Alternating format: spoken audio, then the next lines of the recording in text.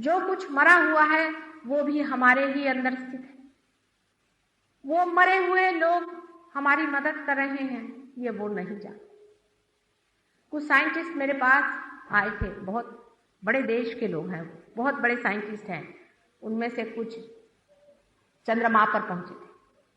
वे आकर मुझसे कहने लगे कि माँ, हम ये जानना चाहते हैं कि हम आकाश में किस तरह से उड़े। उन्होंने प्रयोग किए इसके। आपको आश्चर्य होगा कि हिंदुस्तान का साइंटिस्ट उस हद तक पहुंचा नहीं है जो इस चीज को सोच रहा है। हम अभी साइंस में अच्छा है, थोड़े पीछे ही है। मैंने कहा, बेटे तुम क्यों उड़ना चाहते हो? अरे तुम तो पहले ही चंद्रमा पे पहुंच गए हो, अब तुम चाहते क्या? कल हम चाहते हैं कि हम आकाश में उड़े बगैर किसी की मदद के। मैंने कहा, अगर मैं इसमें कहूं कि इसमें भूत तुम्हारी मदद करते हैं तो क्या तुम करोगे? कल हाँ, हम तो करेंगे क्योंकि फलाना देश है वो भी यही कर रहा है।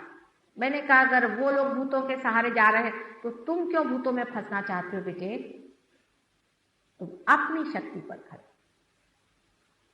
चंद्रमा पर जाना कोई बड़ी भारी जरूरी बात।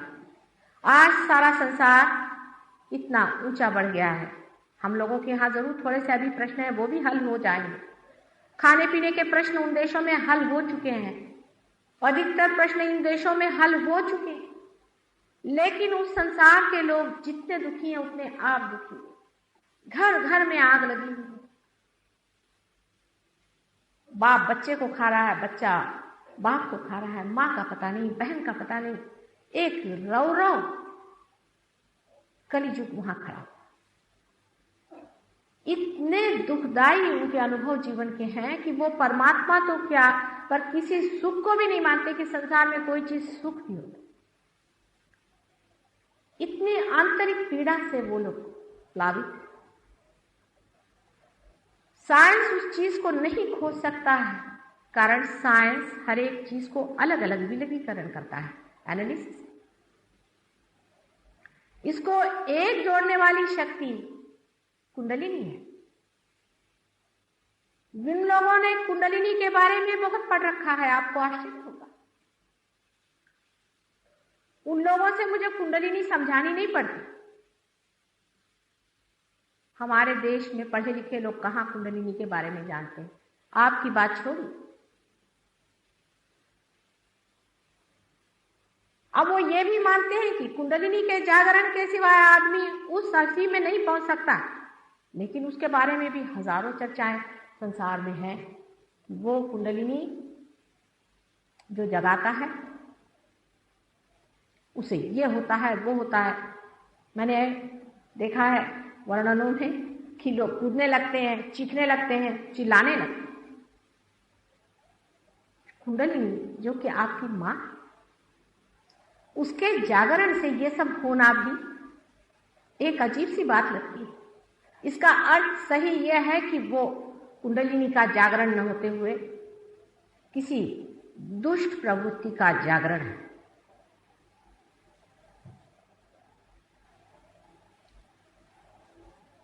अब रही बात ये कि इस असीम में उतरने के लिए सबने अगर मान लिया है कि कुंडलिनी ही इसका एक अंत है। आप लोगों ने नहीं माना है क्योंकि यहाँ के साइंटिस्ट उसको पढ़ते ही नहीं, मैं क्या करूं? तब फिर यह सोचना पड़ता है कि कुंडलिनी के जागरण के लिए परमात्मा ने क्या व्यवस्था की हुई है।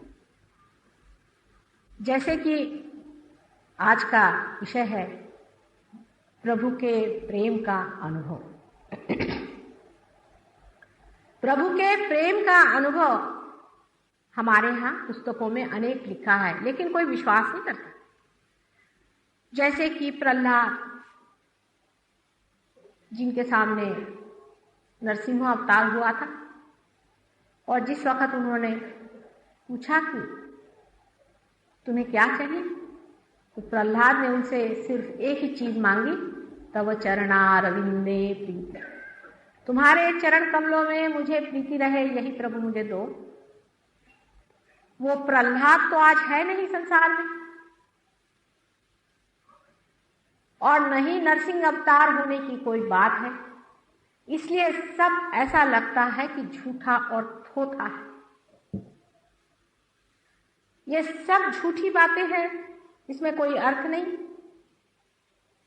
अवतारादि वगैरह सब झूठी बातें हैं, यूं ही लोगों को भरमाने के लिए कहा गया।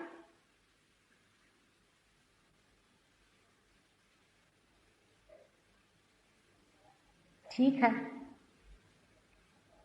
मनुष्य अपने को इतना बुद्धिमान समझने लग गया है, ये एक तरह से अच्छी बात है। लेकिन जब आप कहते हैं कि कलियुग आ गया है और महान घोर कलियुग आ गया है, उसके दंश से हर एक आदमी जब पूरी तरह से छटपटा रहा है, कैंसर जैसी बीमारियां शरीर को खा ले रही है, दुख के पहाड़ इंसान पे लुटे जा रहे हैं, किसी का भरोसा नहीं रहा, कोई किसी का भाई नहीं, कोई किसी की बहन नहीं, कोई रिश्ता संसार में पूरा बैठता नहीं। उस वक्त परमात्मा के प्रेम की बात कहना किसे मंजूर होगा? बात कहने की नहीं है। इसी वक्त में कभी भी संसार में हुआ नहीं, इस तरह से प्रभु प्रेम का वर्षाव हो रहा है चारों तरफ से। आपको दिखाई नहीं दे सकता, आप इसे जान नहीं सकते, ये मैं मानती हूं, कारण आपको ऐसा ही बनाया गया है कि उस अचेतन मन को, उस अनकॉन्शियस को, जिसकी बातचीत आज साइकोलॉजिस्ट कर रहे हैं,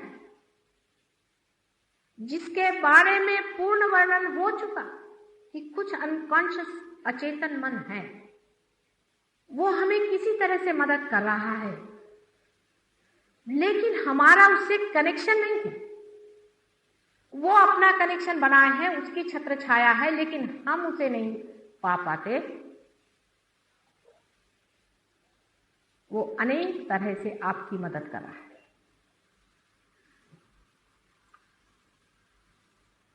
पहली बार आपकी मदद वो इस तरह से कर रहे हैं कि सारे मानव जाति में एक विचार चल रहा है कि समय बचाना चाहिए, समय बचाना चाहिए, समय बचाना चाहिए, समय व्यर्थ हो रहा है, समय व्यर्थ हो रहा है।